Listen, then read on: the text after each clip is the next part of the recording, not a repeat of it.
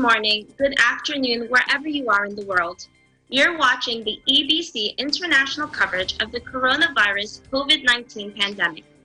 I'm Melissa Potes in Orlando, Florida. Tonight, we'll hear from several of our correspondents across North America.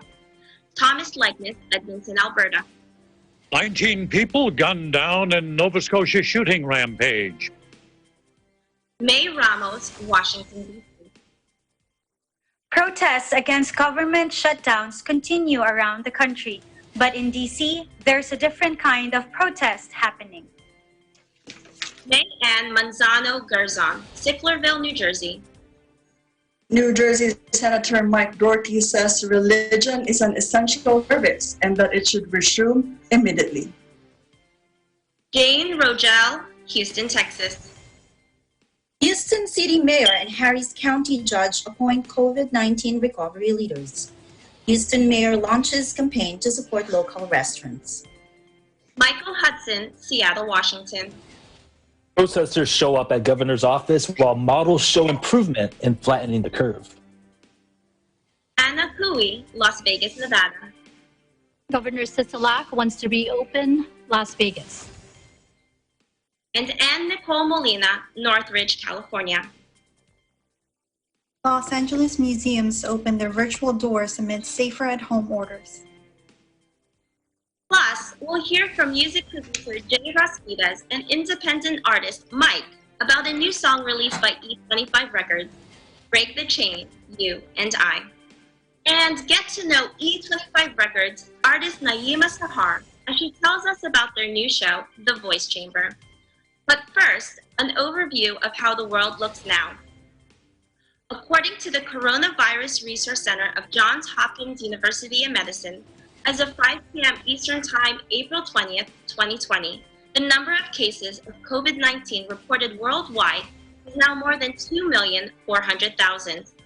This includes more than 770,000 in the U.S. and more than 37,000 in Canada. Sadly, this virus has claimed more than 169,000 lives worldwide.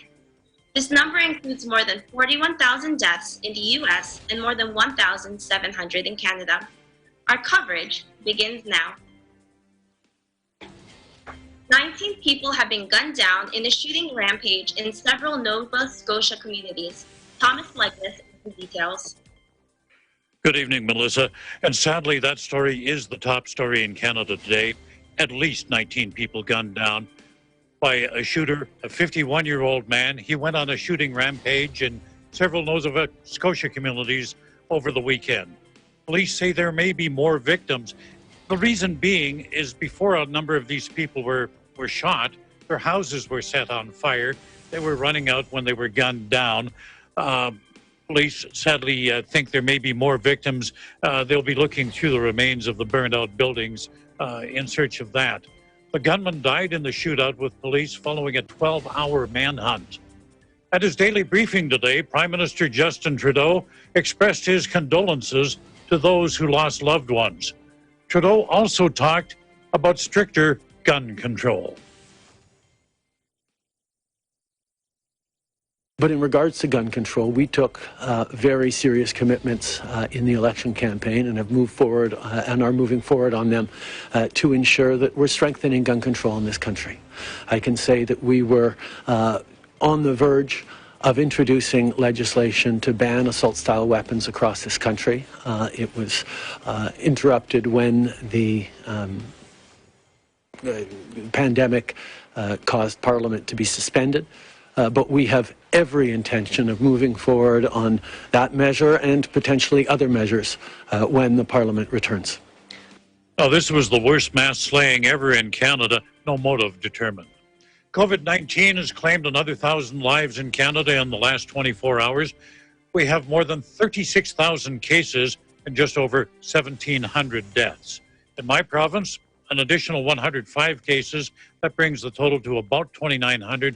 4 deaths in the last day, including one worker at the Cargill beef processing plant in High River.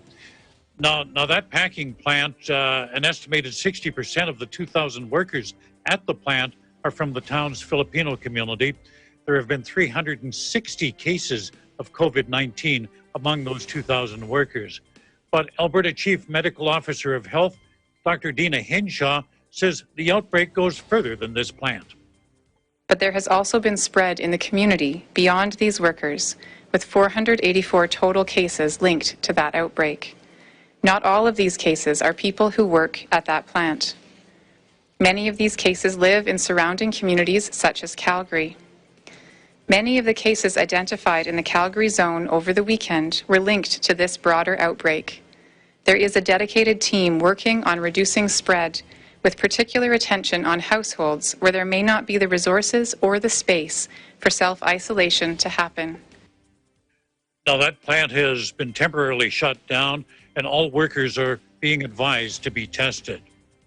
New survey out indicates Canadians are in no hurry to restart the economy.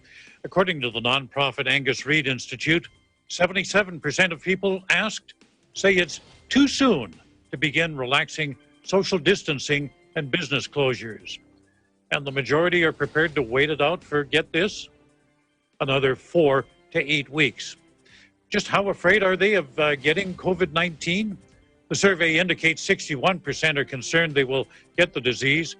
That's down a bit from 2 weeks earlier when it was 73%. Oh, and incidentally, 2/3 of Canadians figure the government is doing a pretty good job of handling the pandemic. We've got a new kind of traffic problem in my city, Edmonton. You see, you got to look out for the critters. With fewer vehicles on the road, wildlife is getting bolder, animals making their way into the city through the river valley. They wander into residential neighborhoods and onto roadways and freeways. More coyotes have been spotted. There's deer, there's moose. They're also making the trek in. No sign of bears yet, although we're told that could happen. Not a very big chance of that happening, though. But I better get out of here and check my backyard for critters. In the meantime, I wish you all good health. Take care of others. Take care of yourselves. Stay home, stay safe, and stay tuned to Eagle News for accurate and balanced coverage of the COVID-19 pandemic. In Edmonton, Canada, Thomas I. Likeness, Eagle News. We live in interesting times. Thank you, Thomas. So, being Canadian, what can you say about how our two countries plan to restart the economy? Oh, just a total difference in attitude. Like down there, I noticed everybody wants to get things going again as quickly as possible. Everybody from the president down to down to just your average people. There seems to be a great degree of urgency to get business going again. Up here, as you heard in the survey, 77% of the people, that's more than 3/4 of the people here, say, wait a minute, let's exercise caution. Let's take it easy. And they're prepared to wait another month or two. And how do you feel about waiting it out? Okay, now this is opinion. I'm not an epidemiologist, but my opinion is there's two factors to consider. One, if there is a second wave and you got to shut the economy down again, that's going to have even a bigger effect on economic performance. But more personally, is you get the economy going too quickly, you might make a couple of dollars, but then again, you might be dead. Thank you for your insight, Thomas. Protests against shutdowns erupt across the U.S. while a different kind of rally is happening in the nation's capital. Eagle News correspondent May Bondoc Ramos has the details. Hope you're doing well. Thank you. Before I give you the updates with the protest that's first here in Maryland, has received 500,000 coronavirus tests ordered. Larry Hogan used the term game-changing in reference to widespread testing. Lately, Governor Hogan has been at odds with the Trump administration. Administration, I think, is trying to ramp up testing. They are doing some things with respect to private. Push this off to say that the governors have plenty of testing and they should just get to work on testing somehow. Absolutely false, unquote. This is to say that Maryland actually has a high number of positive cases with 13,684 plus 516 deaths.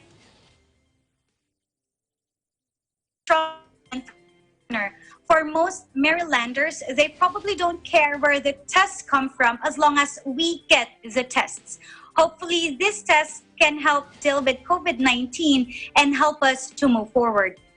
Now, reports are coming in that hundreds are protesting U.S. virus rules, including cities such as Columbus, Ohio, San Diego, California, and cities in Indiana, Nevada, and Wisconsin.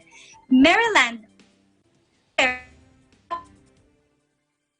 protest took place outside Maryland State House in Annapolis. Most stayed in their cars. Messages like poverty kills too.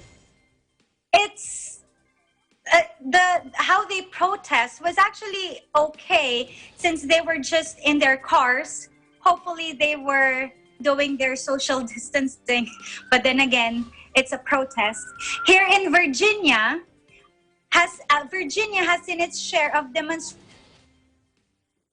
To add fuel to these protests, President Donald Trump tweeted, "Liberate Virginia," and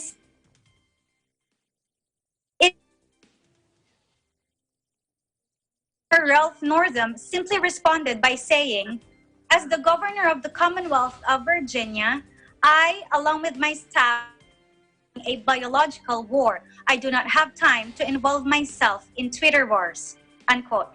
This protest seemed to be growing by the day in different cities and in different states. Many of us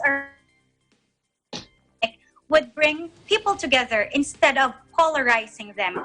Only time will tell if these protests will continue. Now in Washington, D.C., there was a different kind of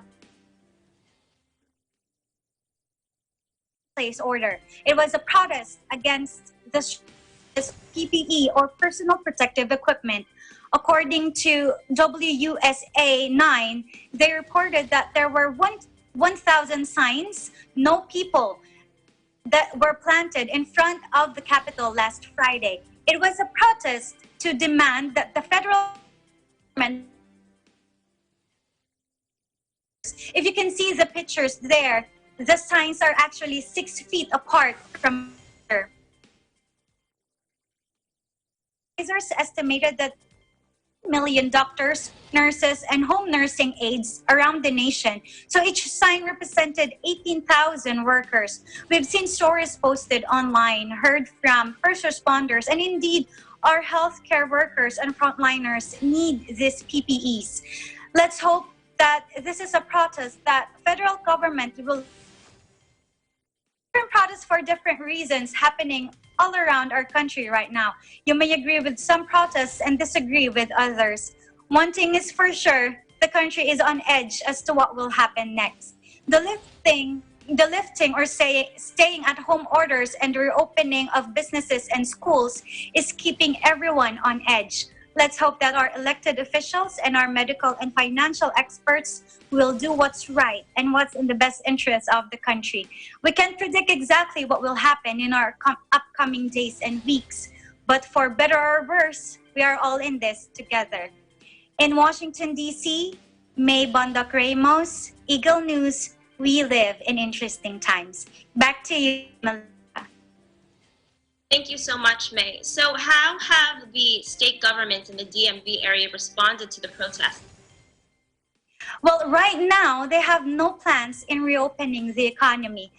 As Governor Northam said, we will get there, but we have to do it using science, data, and testing. And we have to make sure that we do it safely. It's kind of... for the protesters, as you have seen in the Virginia photos, they were protesting without masks. And they are with their kids. They have their kids there. We just hope that, they would still abide. They are protesting, but they would still abide with what the CDC has given as a guideline. they said actually that there are more police and media people and where the protests were happening. But at least the governors responded that they have been that they received the protest. Now they will still stick to the guideline of not reopening the economy because it is not yet safe. Thank you so much for your report, May. New Jersey Thank you for Senator having Mike Doherty says religion is an essential service and that it should resume immediately. May Ann Manzano-Garzon has the story. Hi, Melissa. Thank you. Allow me to start with the latest numbers of New Jersey's COVID-19 related cases. As of April 20, total of 88,806 New Jerseyans tested positive, 3,528 new cases reported today, and 177 new deaths has been recorded. 4,377 is our total fatalities. But on a positive note, the number of cases recovered or discharged is 583.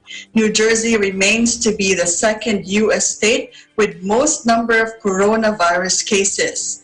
With this, Governor Murphy in his daily COVID-19 briefing today has once again urged New Jerseyans to not let the guard down.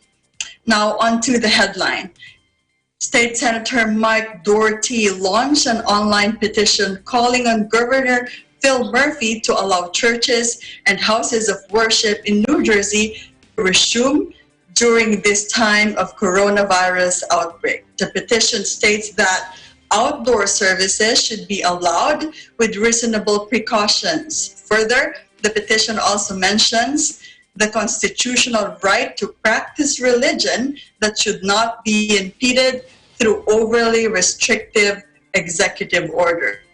On March 21st, we remember that Governor Murphy signed an executive order banning gathering of any size, including religious services, in order to limit interactions, keep residents off the roads, and slow the spread of coronavirus. Now, Senator Doherty stated in a report, when many of us could be at Sunday services today, replenishing a much-needed sense of hope in these uncertain times, we instead remain separated in our homes from the communities of faith that sustain us in good times and bad.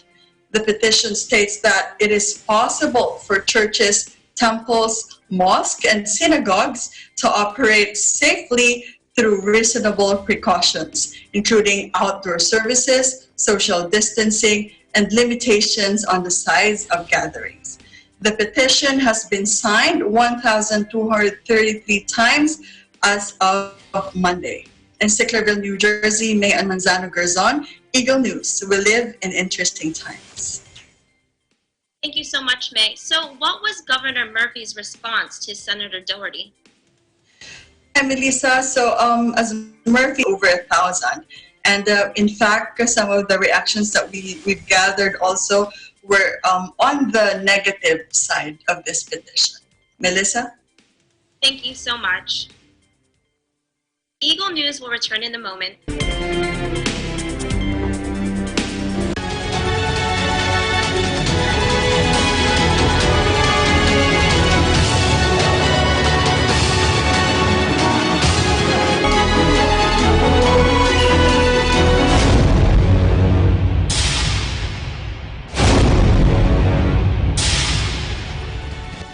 This program is presented by SMC Infrastructure, building a better world.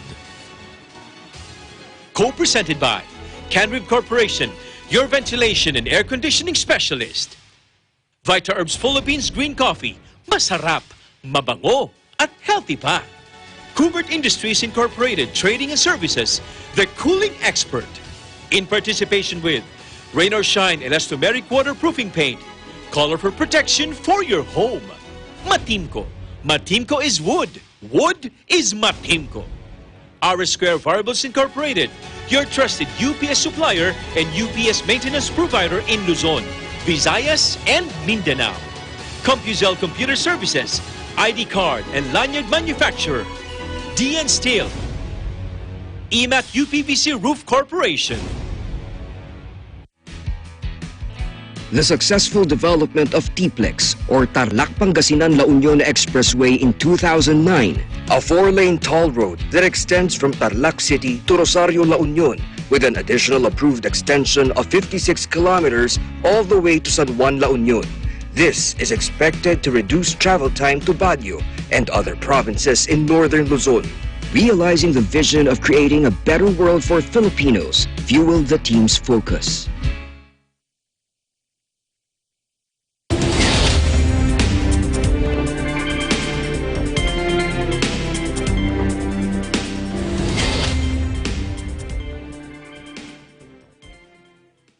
Welcome back. You're watching the EBC international coverage of the COVID-19 pandemic. I'm Melissa Potes in Orlando, Florida. Houston City Mayor and Harris County Judge appoint COVID-19 recovery leaders, and Houston Mayor Sylvester Turner launches a campaign to support local restaurants. Eagle News correspondent Jane Rogel in Houston reports. Thank you, Melissa. First, we start with the numbers. Here in the Lone Star State, the number of confirmed coronavirus cases are 19,458, with 495 fatalities and over 5,700 recovered. Of that, the Houston area cases stand at 7,358, with 148 deaths and 1,789 recoveries. To help with testing capabilities, Governor Greg Abbott today announced that the Texas National Guard will be mobilizing more than 1,200 personnel as part of 25 COVID-19 mobile testing teams, known as MTTs. Each of the teams will have 11 medical professionals and support staff, as well as 34 soldiers, and can test 150 people per day at each testing location. The first two teams will be assigned to Fredericksburg and Floresville, Texas. The rest will be announced at a later time. Here in the Houston area, City Mayor and Harris County Judge each appointed leaders to spearhead recovery efforts.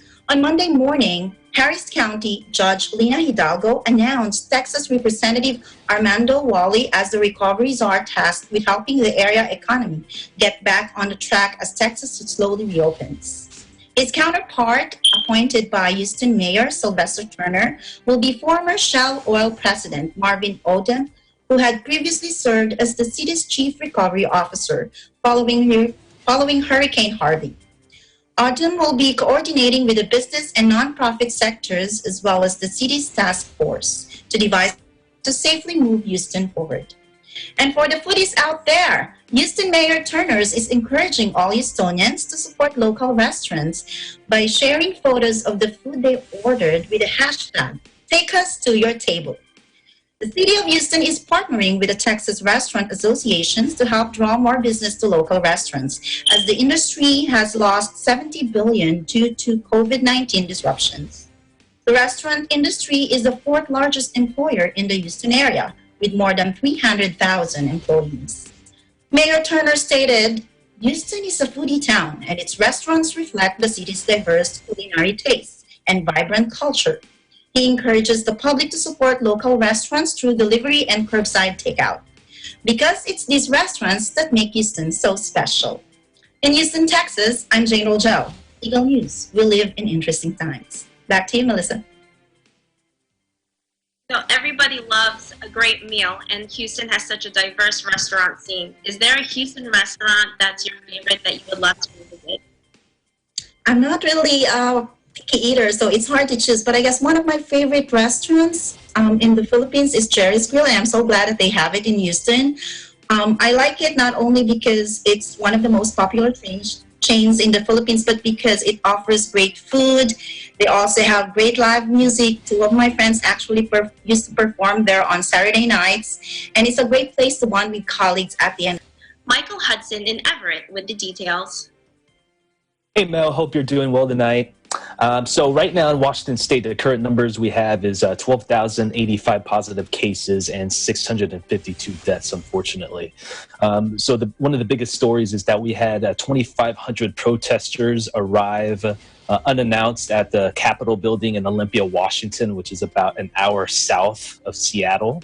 A bulk of these protesters were business owners, and basically their perspective was, that the stay-at-home order should cease and that they should go back to their jobs and their businesses. A lot of these protesters are from rural areas, so they were arguing that because the virus wasn't prevalent in their areas, they had the right to go back to their jobs and businesses as the other counties, which were higher in concentration of positive cases, would stay at home.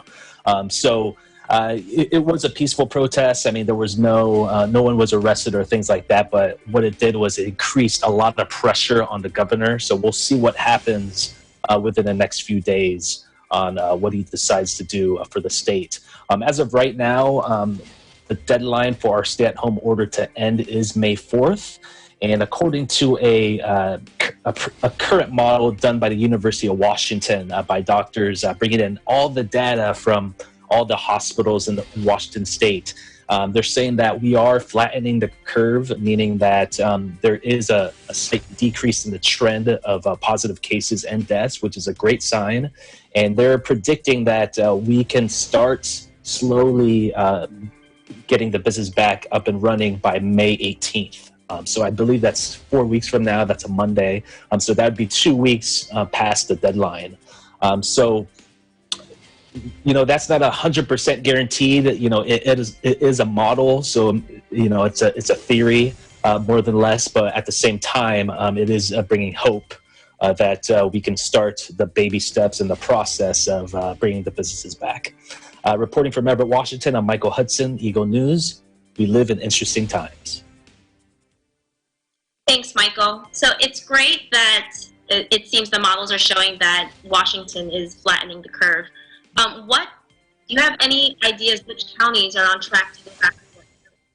Awesome question. I don't know the details yet. I do know that a lot of the rural areas would probably be the ones that are most highly considered to go back because a lot of the positive cases aren't in those areas. So this is going to be the eastern side of Washington, which is probably 3 hours and plus from Seattle on the east side. Okay, great. Thank you so much, Michael. You bet. Governor Sisolak plans to reopen Las Vegas. Anna Cooey in Las Vegas has the details. Thank you, Mel. Before I go to that report, just a quick update on our numbers here in Nevada. Out of over 35,000 tests conducted, we have over 3,300 positive cases and 155 deaths. So going on to Governor Sisolak, according to the most recent press conference held by him last week, he is working with officials on planning to reopen Nevada, including Las Vegas. He starts off with saying he wants to open Las Vegas more than anyone, but he wants to do it carefully. There's not enough information at the time when he had the press conference to declare a specific date for non-essential businesses to open just as of yet. He also stressed that reopening businesses does not, will not equate to an immediate return of normalcy. Just like we're hearing from other places, it's going to have to be done in steps. And he assures Nevadans that they're working on the strongest plan possible to reopen businesses and communities, but one that will focus still on putting the health and safety of Nevadans first and setting up for a strong economic recovery. Some of the things that they're considering for this plan includes continuing to conduct health risk assessments, as well as reviewing of testing capacity. I do want to comment on May Bondok's report from Washington, D.C., because she did mention that protests are happening in several places, including here in Las Vegas. And that did happen 2 days ago. There were about a group of roughly 200 to 300 people. And the concern was, just as she mentioned in another place, they were gathered outside without masks, picketing. And that happened right after a Twitter post from our Las Vegas mayor, Carolyn Goodman, who was saying that it's total insanity that the governor ordered the total shutdown of the Las Vegas Strip, including the Las Vegas Convention Center. But Governor Sisolak said he continues to rely on his team of experts, especially medical experts, to guide his decisions. He also mentioned that some people are more concerned maybe with the business side of this pandemic, but of course he's more concerned with the human toll that this virus is taking. He also stated that our numbers are proof that the Home for Nevada, the stay-at-home order, is working for us. And the last thing that he would want is to lift the restrictions too early, that may cause, for another lockdown. On a positive note, we continue to see here locally organizations and businesses continuing to step up, donating masks and PPE supplies to our local hospitals. And, most locals and business owners are continuing to support Governor Sisolak on the decision to when he will reopen our economy here in Las Vegas. In Las Vegas, Anna Cui, Eagle News. We live in interesting times. Thanks, Anna. So do you think that the governor is feeling any pushback from President Trump? Doesn't he have property there in Las Vegas? Actually, yes, he does. He has the Trump Hotel. In a recent press conference that he held, a reporter asked him what he felt about that, and with the governor shutting down Las Vegas Strip, including his hotel, and he said, he sees both sides, like the concern of Mayor Goodman with the concern with the economy, but he also supports Governor Sisolak. He says he understands both sides. That was really good to hear. Thank you so much, Anna. Thanks, Melissa. Los Angeles museums opened their virtual doors amid safer at-home orders. In Northridge, California, Ann Nicole Molina reports. Thank you, Melissa. California currently has 33,404 confirmed COVID-19 cases and 1,205 deaths per the Johns Hopkins University in Medicine Coronavirus Resource Center. The state currently ranks 5th in the number of confirmed cases and deaths, following New York, New Jersey, Massachusetts, and Pennsylvania. Today, Los Angeles Public Health Department announced an increase of 17 new deaths and 1,491 new confirmed cases of COVID-19. This brings the total to 13,816 confirmed positive cases and 617 deaths across all areas of Los Angeles County. For many, when they hear Los Angeles, the thought of box office movies, famous celebrities, popular museums, the glamorous entertainment life may be a few of the things that come to mind. With the safer at home order placed for Los Angeles County, closures of all non-essential businesses along with the entertainment life is far different from what many Angelinos are used to. In order to comply with the county and city's stay-at-home mandate, it has caused the temporary closure of all museums in Los Angeles in an effort to provide Angelinos with the entertainment life that they may be missing at the moment. Many museums have opened their virtual doors and online resources to their visitors.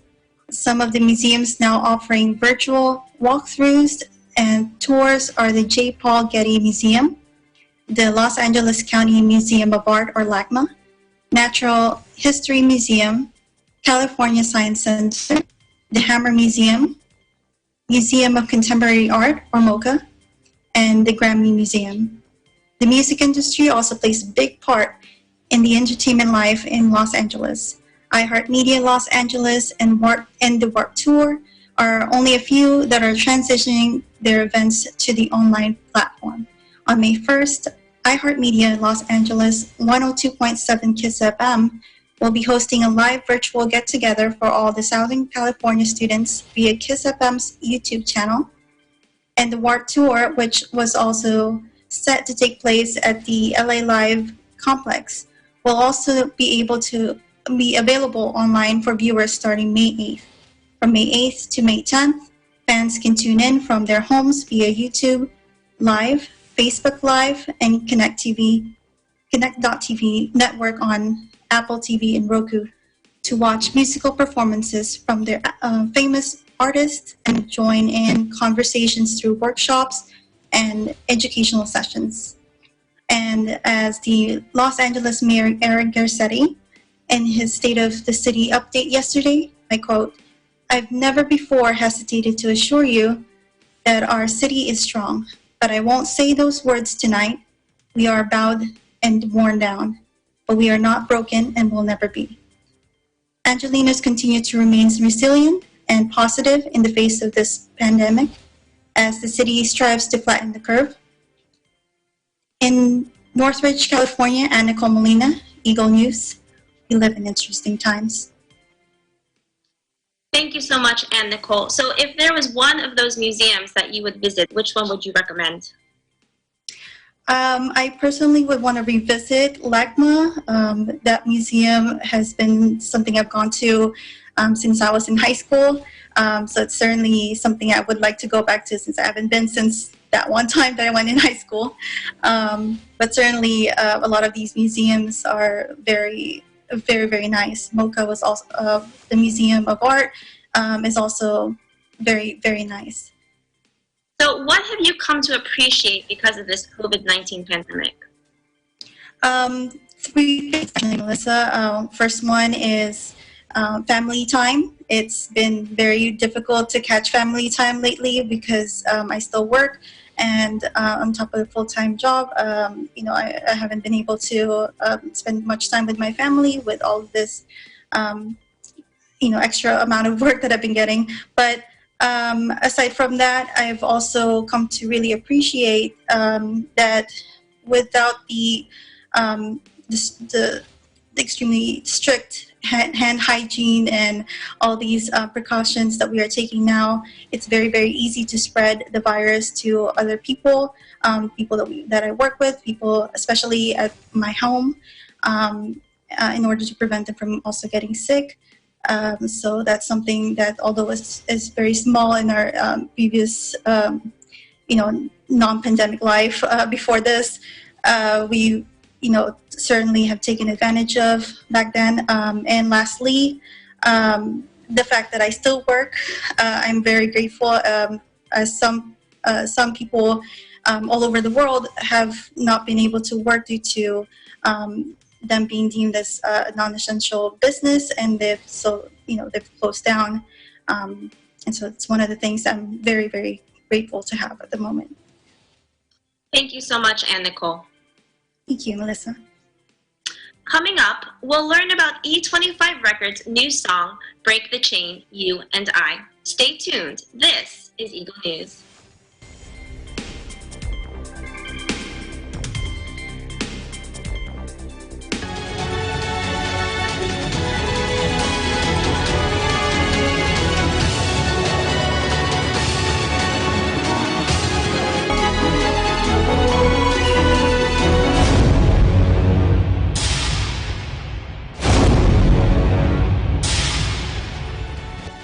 This program is presented by SMC Infrastructure, building a better world. Co-presented by Canrib Corporation, your ventilation and air conditioning specialist. Vita Herbs Philippines Green Coffee, masarap, mabango, at healthy pa. Kubert Industries Incorporated, Trading and Services, the cooling expert. In participation with Rain or Shine Elastomeric Waterproofing Paint, color for protection for your home. Matimco. Matimco is wood. Wood is Matimco. R Square Variables Incorporated, your trusted UPS supplier and UPS maintenance provider in Luzon, Visayas, and Mindanao. CompuZell Computer Services, ID card and lanyard manufacturer. DN Steel. EMAT UPVC Roof Corporation. Star Tollway is a 41.9-kilometer highway that stretches out from Santo Tomas, Batangas, all the way to Batangas City. North America Edition. I'm Melissa Potas in Orlando. When we listen to music and relate to what we hear, it elicits deep emotions we sometimes never thought we were capable of feeling. They could be of joy, frustration, love, sadness, happiness, and everything in between.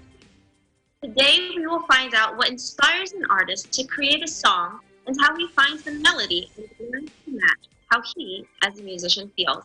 Let's take a look.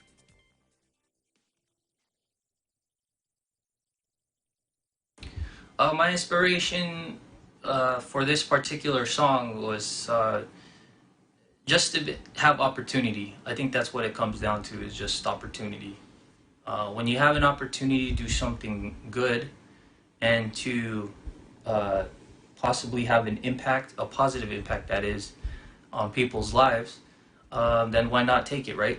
So I was able to work this with Mike, and we were able to make this song. He's a brilliant writer, and I just pretty much provided him the tools and the canvas and the paint and the paintbrush, and he just painted the picture. So my inspiration in making the song was an idea that was presented to us when they said, is there a way we can, with the word virus, V-I-R-U-S,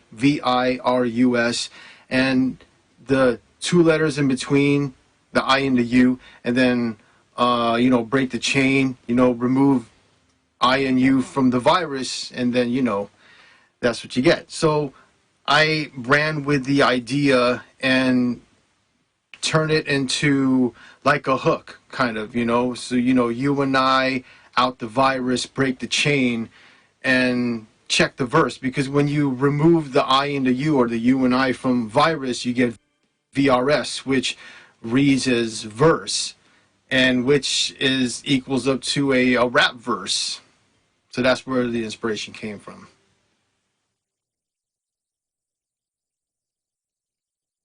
It just really depends on my mood, I guess. What I want to, if I feel like I hear something in my head, like there's a drum beat I wanted, and then I just match it, and then I just kind of arrange everything else and kind of put it together.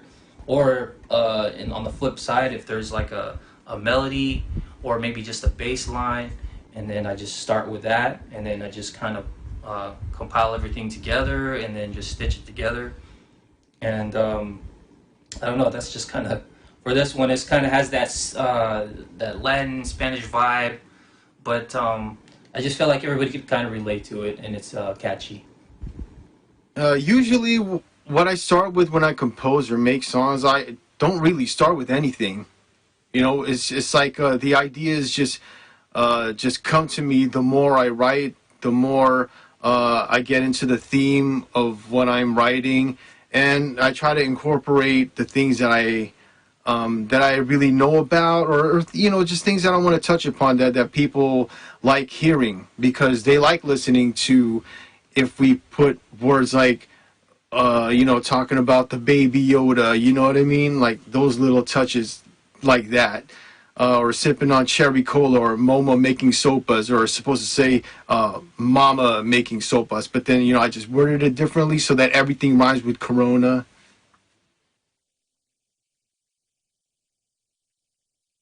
People sometimes, the world was just in their own groove, in their own thing, and everyone was in their zones, especially for those who may have been lost in touch with music. But I feel like with the lockdowns that we have, it's really allowing people to dive back into something that they truly love. Whether it be maybe learning how to cook for the first time, or learning how to, to bake, or for this instance, music. Maybe there's a lot of people who are actually talented and they want to tap into their music capabilities, and they were able to do that. So I feel like the music that we create is really has a noble purpose, and I just feel like this helps, especially in these times, with the lockdowns and everything. I feel like everybody can truly relate to this, because it's a global pandemic. So hopefully this song can reach many viewers, and they can really take we can let them know that we're also thinking of them, and we're also able to be in touch with them through this music. I think music helps the situation. Well, no. I think there's a lot of positivity that can be brought with music at this time, because this is the time when a lot of budding or those aspiring musicians can use something like this, where online concerts as their vehicle to be seen by the world. And it's a great opportunity that this situation has provided. Actually, you know, I guess we can call it a blessing in disguise, if you will.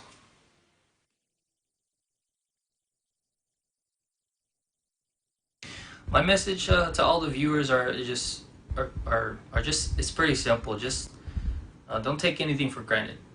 You know, sometimes when we're at the speed of life and we're going 100 miles an hour, shooting for our goals, but sometimes when things slow down, we tend to forget what's really important to us. You know, what really is important to us: family, you know, our life. Just don't take those things for granted. So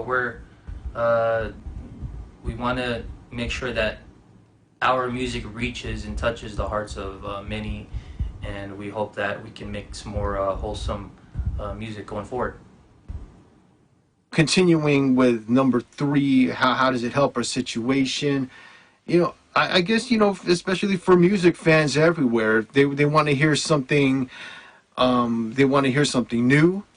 They want like another way of seeing how music is presented or performed.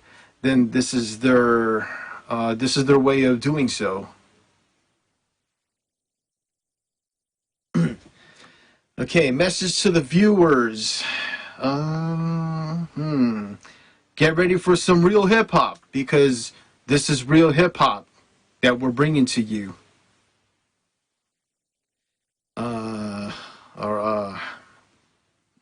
For those of you who are fans of the likes of Eric B and Rakim, KRS-One, you know, Ice Cube and all of them, if those names are familiar to you, you know, we're the students and they were the teachers, and now it's, you know, it's our turn to be the teachers, and, you know, hopefully we can live up to our purpose and inspire the many of you out there. I know we are all intrigued to listen to it, so here it is. Break the Chain, You and I.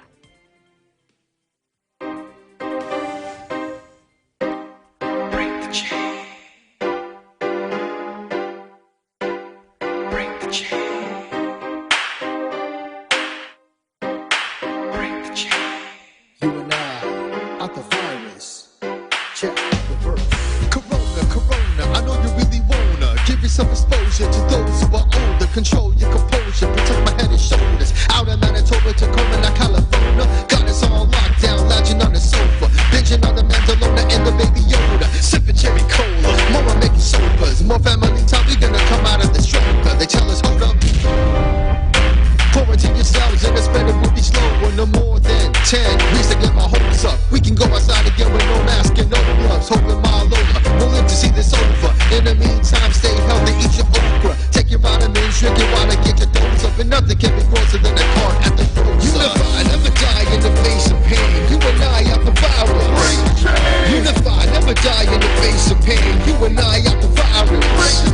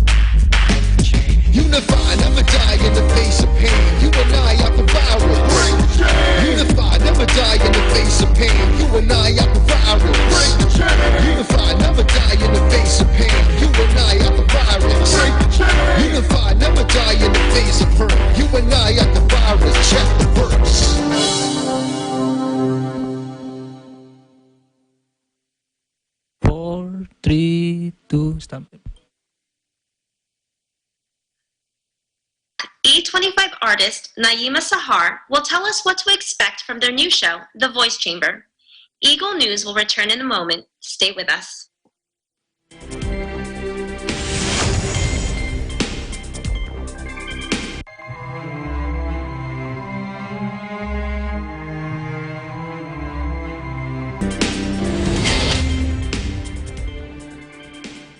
You're watching the EBC international coverage of the coronavirus COVID-19 pandemic North America edition. I'm Melissa Potes, coming to you from Orlando, Florida.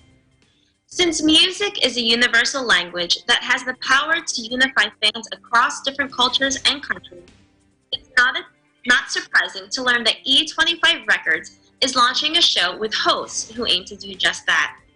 With us today is E25 artist Naima Sahar to tell us about their new show, The Voice Chamber. Hey Naima. Hi Mel, how are you? I'm doing well. Thank you so much for joining us all the way from Philadelphia. Thank you for having me. Appreciate it. Let me just say, I actually saw you perform live in 2014 at the Verizon Center. And when I heard you sing, I was like blown away. So you are amazing. Thank you so much. Thank you. You are so welcome. So tell us a little about this show that you're going to be a part of. What is the Voice Chamber? So the Vocal Chamber is a platform where we showcase seasoned artists and give them an opportunity, a platform to showcase their talent, and also to perform and get the audience to be intimately connected to them in a way they probably would not have. So how did the concept come together? So the producer, Jay and Little Chase and Den and I, we all sat down and thought about this opportunity to really showcase the music and our love for music in a way that we can help support not just ourselves as artists, but other artists as well. In particular, artists who are on E25 Records. And so this opportunity came for us to really showcase this platform, and I'm super excited to present it and be a part of it. It's really awesome. So who are your co-hosts on the show? Little Chase, and Little Chase is from Australia, and Den is from Seattle, Washington, and myself, this is Naima Sahar. So I actually saw part of your show over the weekend, and let me just tell you, I love Little Jace's accent. Me too. That's my favorite. I don't want to do him wrong. I love when he says down under. So who sings on the show? So I sing. My segment is Women in Music, and I represent the R&B side, rhythm and blues. So who are your inspirations for music? Oh, I have I would say I got an old school soul. I love the likes of neo soul, more like, and also jazz music, which is Anita Baker, Rochelle Farrell. I really enjoy artists such as like Jill Scott from Philly, who paved the way, one of the people who paved the way for artists in Philly to represent. And I'm also a hip hop fan too. So is there a way for the audience at home to join in on the fun? Yes, well, we do showcase artists that are seasoned. However, people who are interested in finding out more about the show and being a part of it, they can definitely inquire. And on the show, so you take more of the hip hop. What other genres do you guys have on the show? So it's hip hop, R&B, and pop culture. And how do you think connecting people through music helps us in these trying times? Music is a universal language, and when you think about music as a whole, it is something that brings us all together. Unfortunately, we're not together now. We're kind of separated in our own spaces. However, when we bring the genre of music together, we can all relate. And I think it's really great to have music be the platform of something that we can all connect to. So we're all really excited to see the show. And so would you be able to give us a glimpse of what we would be able to see? Can we get a little bit of vocal? Sure, I can do a little something. I'm going to sing a little bit. one of my favorite artists who's also a soul singer by the name of Al Green. I'm going to sing a little Let's Stay Together, even though we're separated, but let's stay together anyway. Okay. I'm so in love with you. Whatever you want to do is all right with me. 'Cause you make me feel so brand new. Yes, you do. And I want to spend my life with you. Baby,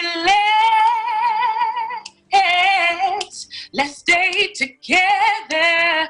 Yes, loving you whether times are good or bad and happy or sad. Da-da-do-dee-dee-doo-day. Oh, here we go. So much. That's so appropriate given the times that we're in right now. So how long have you actually been singing, Naima? How long have I been singing? Ooh, my vocal coach would say when I started working with him, that would be at the age of 18.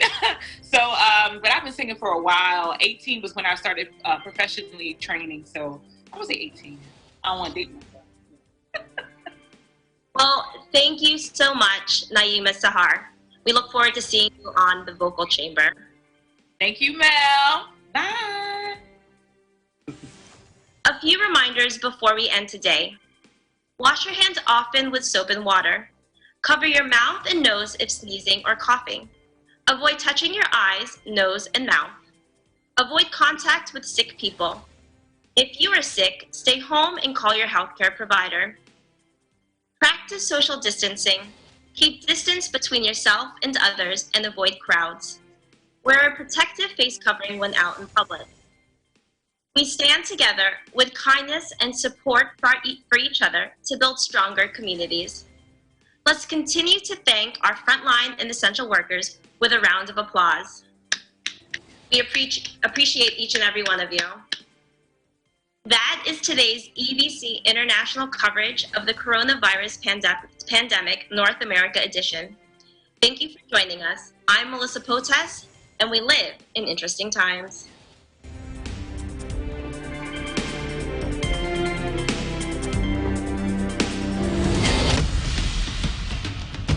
Accurate and fair